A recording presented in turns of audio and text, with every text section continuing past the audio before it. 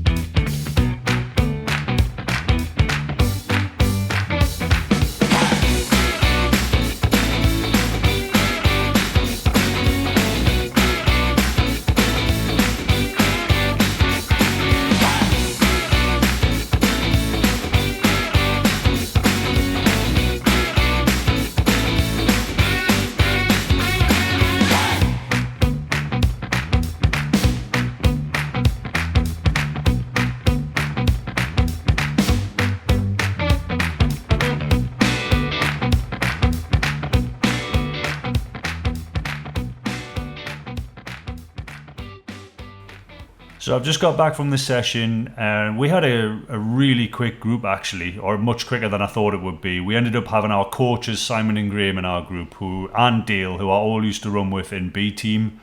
We also had Mark from C team, so we had potentially 5 runners in there that weren't normal D team runners. We started off with 8, which was quite nice, and then Simon, one of the coaches, joined us after he'd set off the rest of the groups behind us about a kilometre in. We ended up getting to about 3 kilometres before we turned to the 15-minute mark, and we kept as 9 in our group until around about 4.5k when some of the faster groups came through. Simon and Graham, who are both marathon training, I believe, and jumped into one of those faster groups and went on with them. We also lost Hugh to an injury, so we were down to 5 for the last few reps, which makes it a lot harder than normal. But it was a good session. Looks like the camera settings kind of worked a bit better than they did on Tuesday, so happy with that. We ended up running the return leg in 40 minutes and 10 seconds, so 50 seconds quicker than we did going out. That might have been attributed to having less people in the group. But yeah, it was a good session, really enjoyed it. It's nice to be back in the D team and stretching my legs and getting the lungs working as well. So hopefully we'll just keep improving from there. Yeah, really enjoyed it. So thanks very much for watching as always, and see you on the next one. Thank you.